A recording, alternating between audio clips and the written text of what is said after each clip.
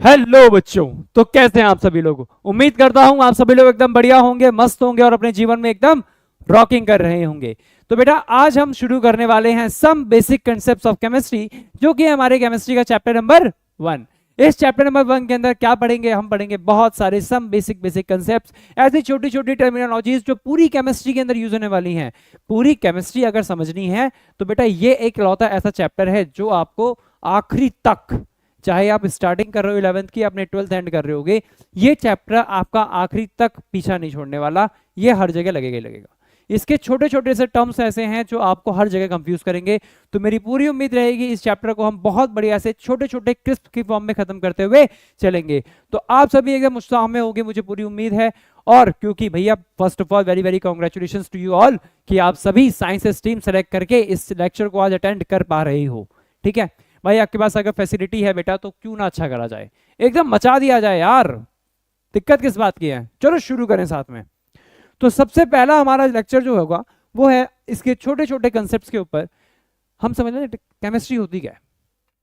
अभी तक आप जब क्लास 10th में थे आपने देखा सर हमारे पास तो साइंस होती थी, मैथ्स होती थी और बाकी सब्जेक्ट्स इंग्लिश वगैरह चलते थे, लेकिन साइंस के अंदर ही सब कुछ था। अब ये क्या है सर, 11th में आते ही फिजिक्स अलग है, केमिस्ट्री अलग है, मैथ्स लिए तो मैथ्स अलग है, बायोलॉजी अलग है। क्या चल रहा है सर ये? तो बेटा देखो, केमिस्ट्री साइंस का जो पहले पार्ट था, साइंस को अगर आप ध्यान से देखोगे, पहले आप लोग जो साइंस पढ़ रहे थे, पहले आप लोग जब साइंस पढ़ रहे थे तब साइंस के अंदर आपके सामने तीन चीजें थी। आपके पास थी आपकी फिजिक्स, आपके पास थी केमिस्ट्री और आपके पास थी बेटा बायोलॉजी। फिजिक्स, केमिस्ट्री और बायोलॉजी, आपके पास पहले ये तीन सब्जेक्ट थे। ये तीनों ही कंबाइन होकर आपको एक बुक मिली हुई थी जिसको आपने बुक का नाम दिया था कौन सी? साइंस की बुक, जिसको आप साइंस की बुक अपनी कहते थे। इस साइंस की बुक के अंदर आपके फिजिक्स, केमिस्ट्री, बायोलॉजी तीनों चैप्टर्स थे। पर अब 11th में आने के बाद आपकी ये वाली बुक अलग हो गई है, आपकी ये वाली बुक भी अलग हो गई है, आपकी ये वाली बुक भी अलग हो गई है। इसका कारण क्या है सर? इसका कारण यह है कि छोटी क्लास तक हम ऊपर ऊपर से चीजों को जान रहे थे, अब हम डिटेल में थोड़ी सी स्टडी करेंगे। जब आप और बड़ी क्लास में जाओगे तो फिजिक्स की भी आपको अलग अलग किताबें पढ़नी पड़ेंगी, केमिस्ट्री की भी आपको अलग अलग किताबें पढ़नी पड़ेंगी और बायोलॉजी की भी आपको अलग अलग किताबें पढ़नी पड़ेंगी। तो मेरे हिसाब से आपके माइंड में क्लियर हो चुका होगा कि केमिस्ट्री हम कैसे पढ़ रहे हैं, क्या चीज है, इसके बारे में आपको आइडिया लग चुका है। ठीक है, तो हमारी केमिस्ट्री की क्लास में हम सबसे पहले जानेंगे केमिस्ट्री होती क्या है। तो केमिस्ट्री बेटा एक ऐसी साइंस है जिसके अंदर मॉलिक्यूल्स अपने आप को ट्रांसफॉर्म कर रहे हैं। हम सभी जानते हैं कि अभी तक 118 ऐसे एलिमेंट है जो डिस्कवर हो चुके हैं, that is till now 118 elements. अभी तक 118 एलिमेंट्स, 118 एलिमेंट्स अभी तक बेटा डिस्कवर हो चुके हैं। 118 ऐसे एलिमेंट्स हैं जो आपके अभी तक डिस्कवर हो चुके हैं। ठीक है, देखिए, तो ये 118 एलिमेंट्स जो डिस्कवर हो चुके हैं, ये क्या बस इन्हीं की स्टडी करना साइंस का केमिस्ट्री कहलाता है? नहीं। इन 118 एलिमेंट के बाद आपको इन 118 एलिमेंट्स के कंपाउंड की भी स्टडी करनी है। जैसे कि मैंने बोला कि मेरा एलिमेंट है कार्बन, मेरा एलिमेंट है नाइट्रोजन, मेरा एलिमेंट है ऑक्सीजन। ये तो एलिमेंट हो गए 118 में से तीन एलिमेंट लिए, पर कार्बन के जो कंपाउंड बन रहे हैं, दैट इज कार्बन ने अपने अलग अलग कंपाउंड बनाए। CO2 दूसरा बनाया इसने, CO तीसरा बनाया इसने, C6H12O6। तो कार्बन एक एलिमेंट है, लेकिन कार्बन एक एलिमेंट के साथ साथ इसके इतने सारे कंपाउंड भी हैं। ऐसे ही नाइट्रोजन के बहुत सारे कंपाउंड हैं, ऐसे ऑक्सीजन के बहुत सारे कंपाउंड हैं। तो बेटा इन सभी कंपाउंड्स की भी जो स्टडी है वो हम केमिस्ट्री के अंदर करने वाले हैं। ध्यान से देखो, it is the science of the molecules and their transformation.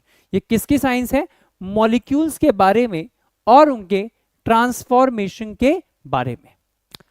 It is the science not so much about 100 elements, ये सिर्फ 118 एलिमेंट्स की बात नहीं है, but of the infinite variety of the molecules that may be build from them, बल्कि उन element से बनने वाले इनफाइनाइट मॉलिक्यूल्स जो हैं उनकी स्टडी को।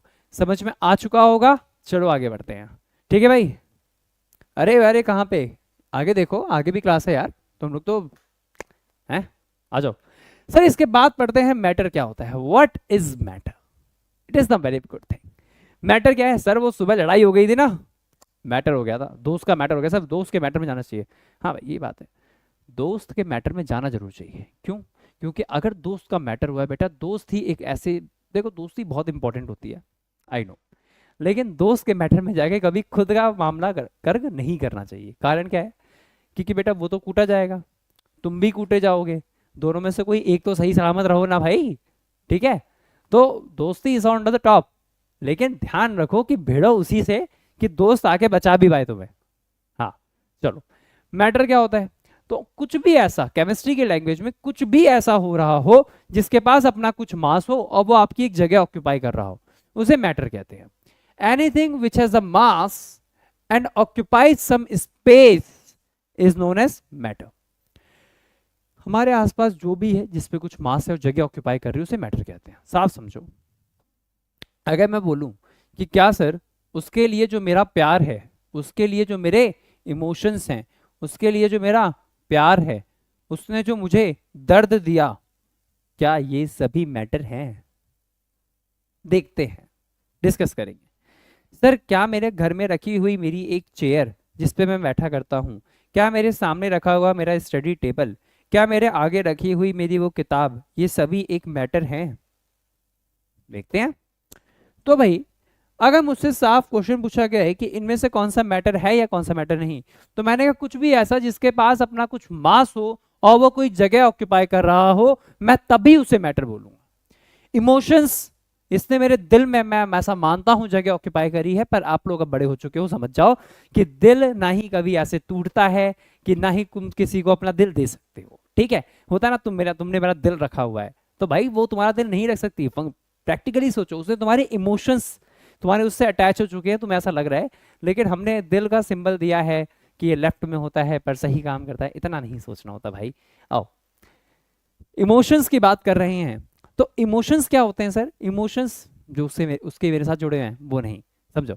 इमोशन हमारी किसी के प्रति जो भावना होती है, तो ये हमारे माइंड का एक टर्म है बेटा।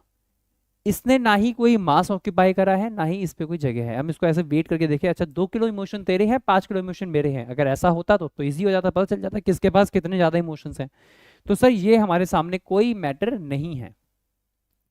लव, क्या मेरा प्यार उसके लिए मैटर है? ऐसे भी हम कंपेयर कर सकते थे कि इसका प्यार ज्यादा है, इसका प्यार कम है, देखो, बट ये तो मैटर नहीं होता, तो सर ये भी मैटर नहीं है।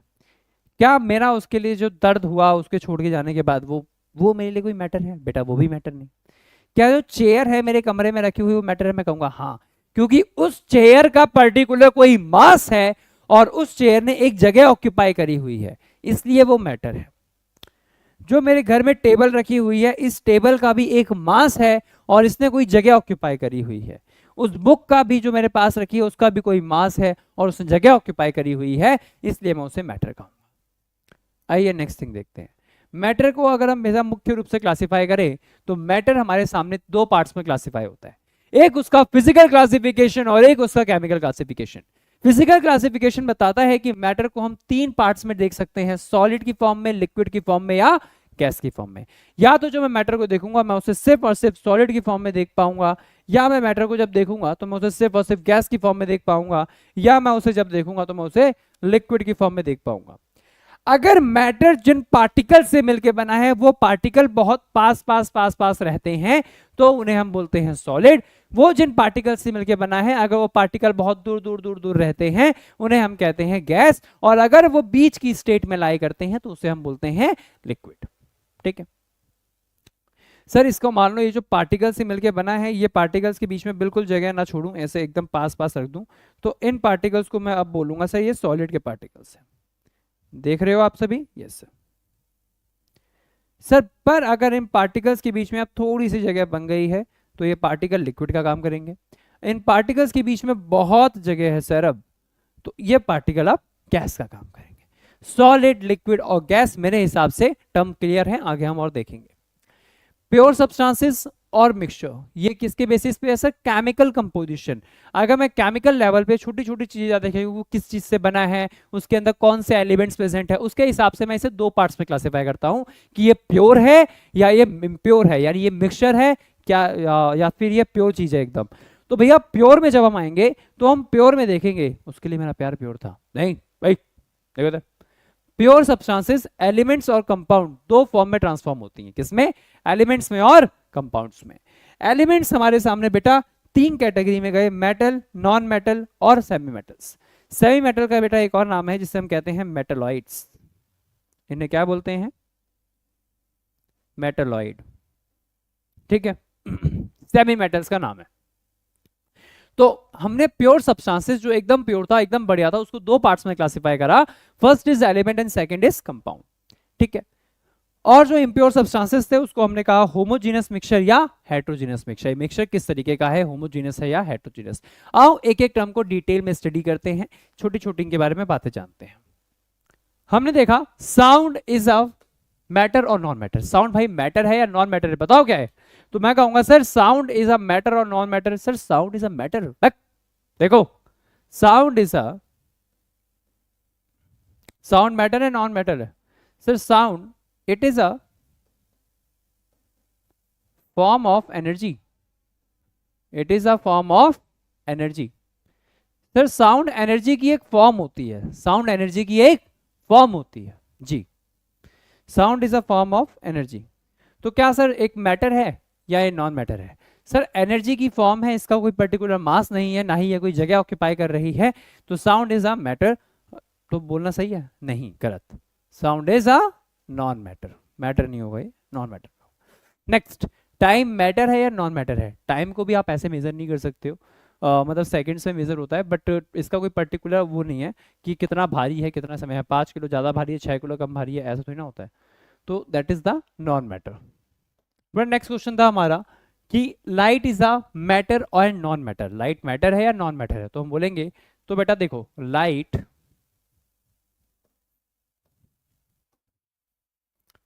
It is made up of small particles, light जो होती है बेटा वो छोटे छोटे पार्टिकल से मिलकर बनी होती है, जिनको हम कहते हैं फोटोन। लाइट बहुत ही छोटे छोटे पार्टिकल से मिलकर बनती है, जिसको हम कहते हैं बेटा फोटोन। ये जो पार्टिकल को हम फोटोन तो कहते हैं, अच्छी बात है, पर इन फोटोन्स का जो रेस्ट मास होता है, जब इनका जो मास होता है छोटे छोटे पार्टिकल्स का, इसको हम मास को मानते हैं जीरो।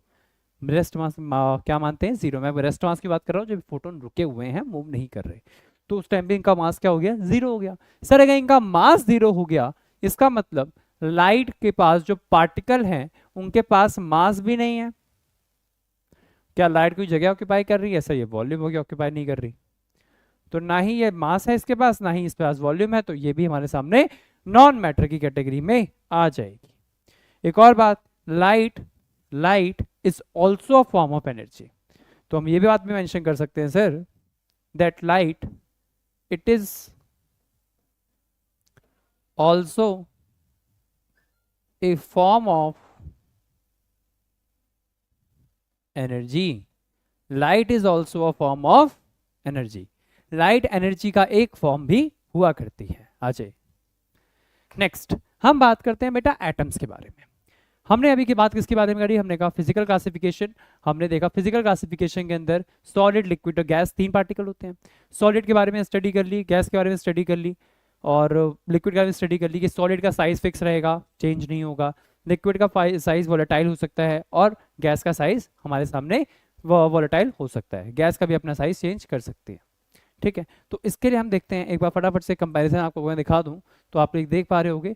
सॉलिड के बेटा साइज फिक्स है, शेप भी फिक्स है, वॉल्यूम फिक्स है, लेकिन लिक्विड में ऐसा फिक्स नहीं होता, और गैस में भी ऐसा कुछ फिक्स नहीं होता है, ठीक है।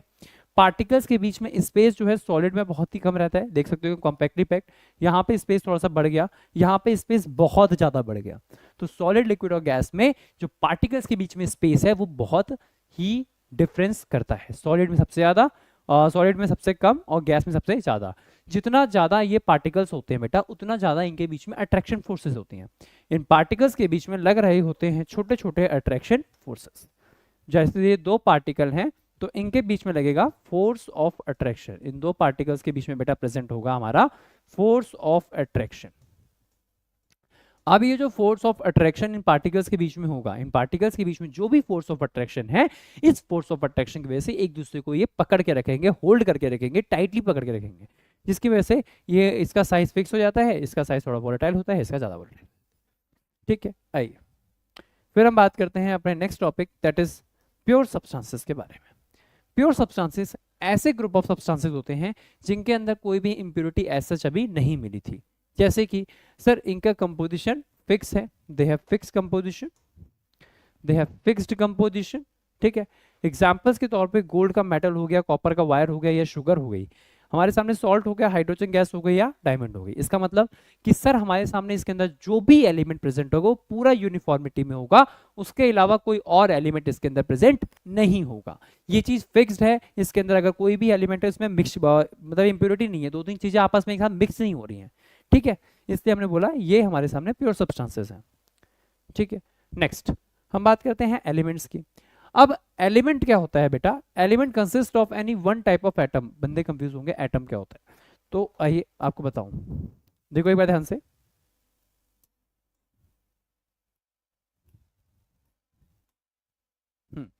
देखो बेटा, हमने बात करी मैटर के बारे में कि सर मैटर क्या होता है, तो मैंने बताया anything that has mass and occupies some space is known as matter, उसे मैटर बोलते हैं। ये जो मैटर होता है बेटा, ये छोटे छोटे पार्टिकल से मिलकर बना होता है। Matter made up of small small particles, जिनका नाम हमने दिया सबसे छोटे लेवल पे जो हम जाके देखेंगे, तो मैटर किससे बना है बेटा? एटम से मिलके बना है। मैटर किससे बना है? छोटे छोटे पार्टिकल से। उन छोटे छोटे पार्टिकल्स का नाम क्या था? Atom.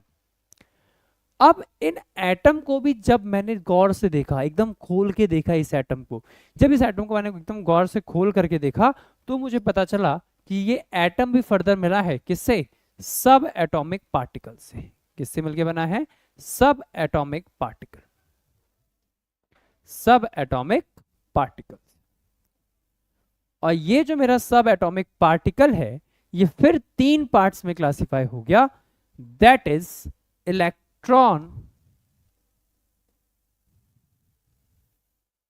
that is electron, proton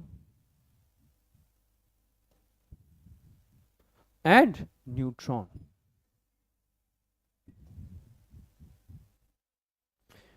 ये सब एटॉमिक पार्टिकल मेरे तीन पार्ट्स में क्लासिफाई हुए, इलेक्ट्रॉन, प्रोटॉन और न्यूट्रॉन।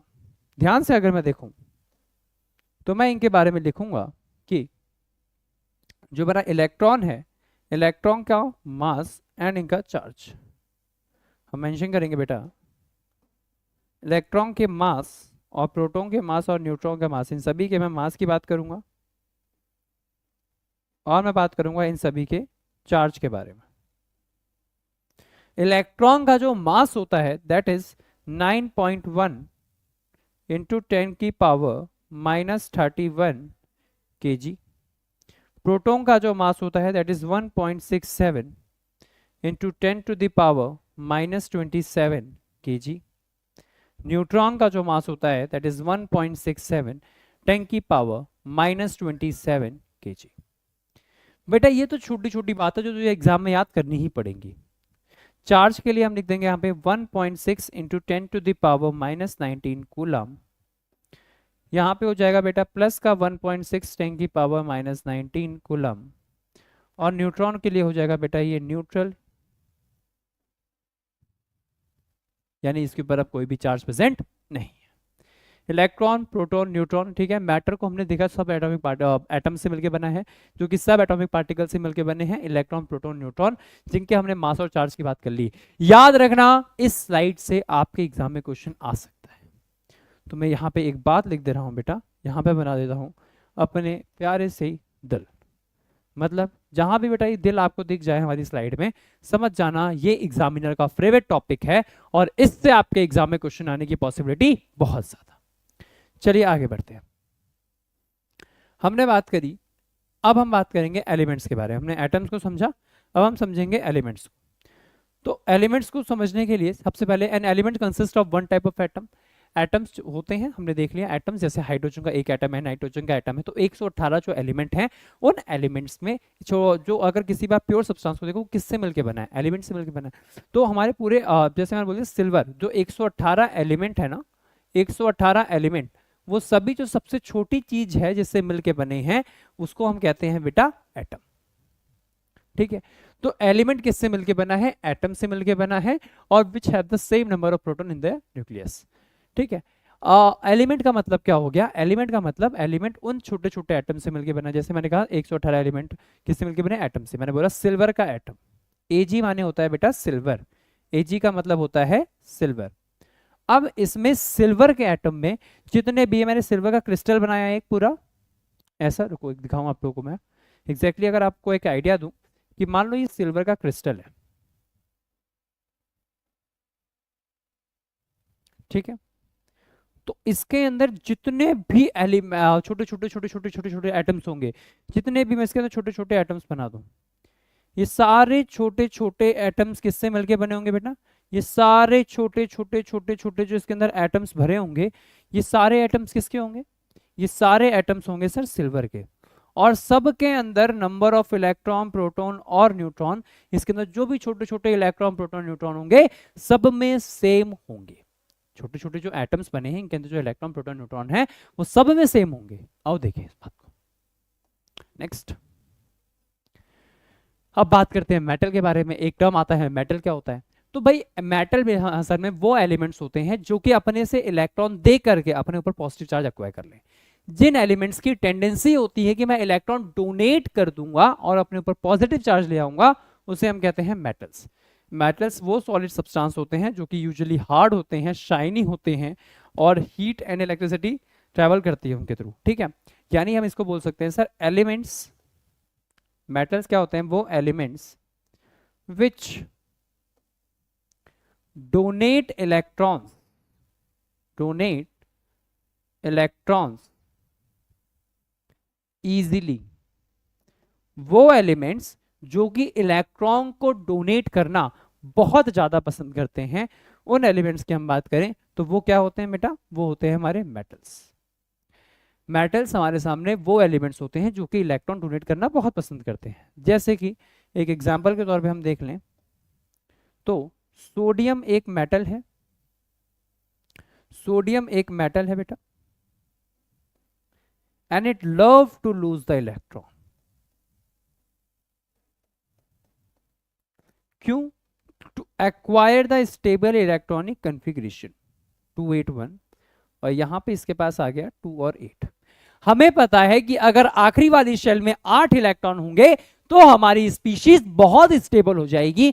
इसलिए वो एलिमेंट्स जो इलेक्ट्रॉन डोनेट करके अपने पास 2 और 8, ये आखिरी में 8 इलेक्ट्रॉन रखते हैं, उनको हम कहते हैं यानी एक इलेक्ट्रॉन जिसे डोनेट करते हैं उसे हम कहते हैं मेटल्स। और इस तरीके से हमारी स्पीशीज जो है वो स्टेबल होना लग जाती है। ठीक है, वो हमारी स्पीशीज स्टेबल हो जाएगी। नेक्स्ट आते हैं अपने नेक्स्ट टॉपिक के ऊपर, नॉन मेटल्स। नॉन मेटल्स वो एलिमेंट होते हैं जो कि नेगेटिव आयन फॉर्म करेंगे एक इलेक्ट्रॉन एक्सेप्ट करके। Non metals are the element which forms the negative ion by accepting और gaining the electron. Non metals usually have the 4 5 6 7 electron automation. यानी कि सर आप वहां पे बात कर रहे हो, आप वहां पे बात कर रहे हो एग्जैक्टली मैं अगर यही वाली बात कर लूं, जस्ट अ सेकंड बेटा, ठीक है, देखो यानी कि सर आप कहना चाह रहे हैं अपने आप से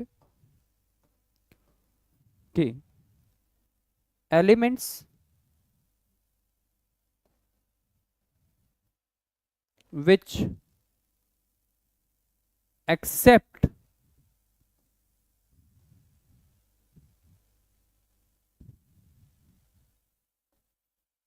electrons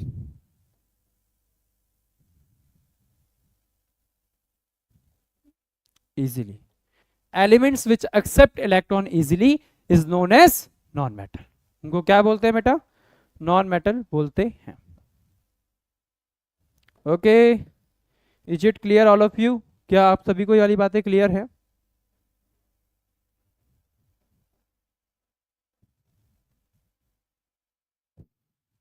क्लियर है बच्चों? अब समझना कि अगर किसी ने इलेक्ट्रॉन बहुत इजीली एक्वायर कर लिया, मान लो मेरे सामने था Cl, इसने इसका इलेक्ट्रॉनिक कॉन्फ़िगरेशन मैं लिखूं 2, 8 और 7, इसने एक इलेक्ट्रॉन अपने पास एक्सेप्ट कर लिया तो इसने बनाया Cl नेगेटिव। तो यहां पे क्या हो गया बेटा 2, 8 और 8। अगर एलिमेंट एक इलेक्ट्रॉन एक्सेप्ट करके अपने अंदर फिर से 8, क्योंकि इसके वो 7 इलेक्ट्रॉन लूज करते, आखिरी में इसके पास 2 और 8 आता, यहां पे एक इलेक्ट्रॉन गेन करके इसके पास 8 आ जाएगा। तो इलेक्ट्रॉन क्या करेगा, ये गेन करना चाहेगा। तो जिन एलिमेंट्स की ये टेंडेंसी होती है कि हम इलेक्ट्रॉन एक्सेप्ट कर लें उन्हें बोलते हैं नॉन मेटल, जिनकी टेंडेंसी होती है हम इलेक्ट्रॉन डोनेट करते हैं उन्हें हम कहते हैं मेटल्स। ठीक है, नेक्स्ट इनकी कुछ प्रॉपर्टी है भाई, ये चमकते हैं उसे कहते हैं लस्टर। कि हमारे सामने जो मेटल्स या नॉन मेटल्स होते हैं, मेटल्स की प्रॉपर्टी होती है वो चमकेंगे, वो डक्टाइल होते हैं, उन्हें पीट पीट के लंबे लंबे वायर्स में बनाया जा सकता है, वो मैलिएबल होते हैं, पीट पीट के आप लंबी लंबी शीट्स बना सकते हैं पतली पतली, और उसके बाद वो इलेक्ट्रिसिटी कंडक्ट करते हैं क्योंकि उनके पास फ्री इलेक्ट्रॉन्स प्रेजेंट होते हैं, उनकी डेंसिटी बहुत ही ज्यादा हाई होती है और उनकी स्टेट बेसिकली सॉलिड होती है। यहाँ पे मैंने बाकी उसके एक्सेप्शंस जो होते हैं वो भी मेंशन कर रखे हैं, तो आप इसको बस एक बार रीड कर लेना, 10th का टॉपिक है इसलिए इतना खास इस पे हम नहीं देखेंगे।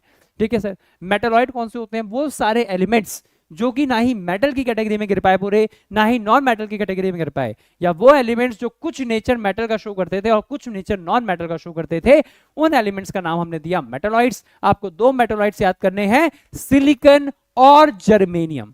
आपके एग्जाम में सिलिकॉन और जर्मेनियम पे क्वेश्चन आना बनता है। सिलिकॉन जर्मेनियम आपने बचपन से याद करे हैं कि कौन से मेटल नॉन मेटल हैं, तो सिलिकॉन जर्मेनियम उसमें एक स्टार पॉइंट अपना मेंटेन रखते हैं। Next thing is molecule.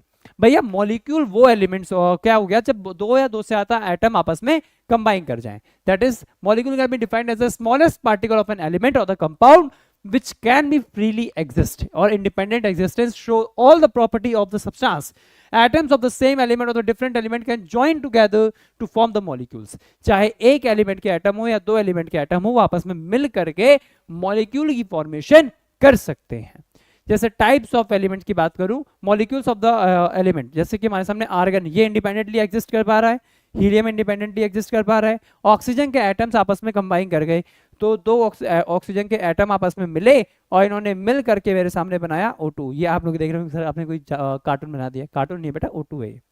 ठीक है, नाइट्रोजन 2 नाइट्रोजन मिले और मिल करके इन्होंने बना दिया N2। तो बेटा ये होता है जब सेम एलिमेंट भी आपस में कंबाइन कर जाएंगे तो वो एलिमेंट हमारे सामने मॉलिक्यूल्स बना सकते हैं। और अगर डिफरेंट एलिमेंट्स के एटम आपस में जोड़ेंगे तो वो भी मॉलिक्यूल बना सकते हैं। यहां पे एक वर्ड यूज करूंगा मैं इनके लिए, दैट इज होमोएटॉमिक,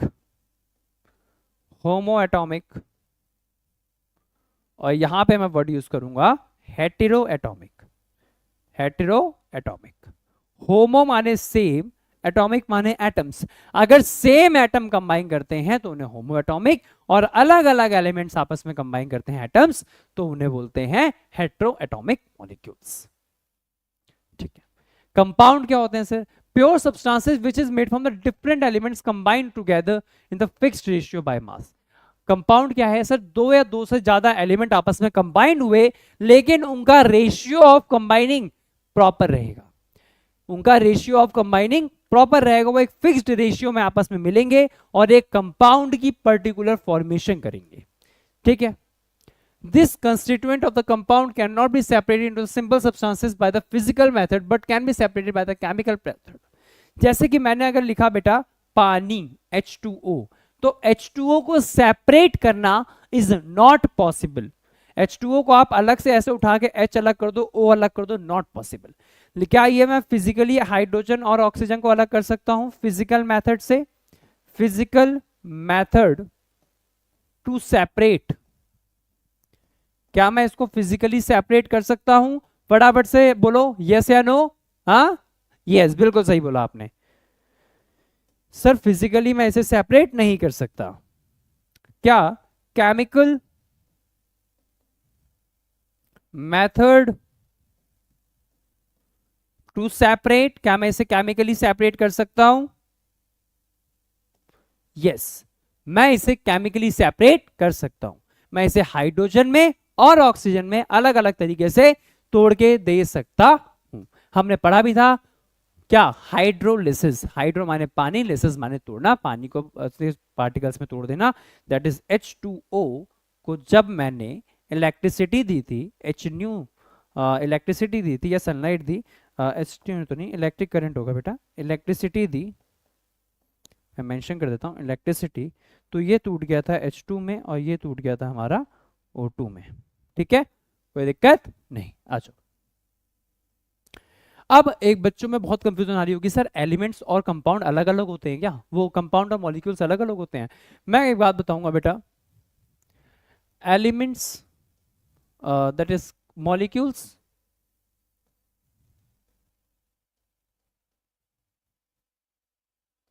एंड कंपाउंड, जिन बच्चों को इस बात में कंफ्यूजन है वो फटाफट से एक बार देख लेना। दैट इज, मैं बोलूंगा all molecules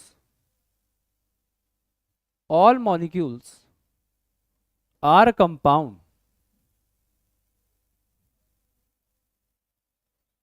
but all compound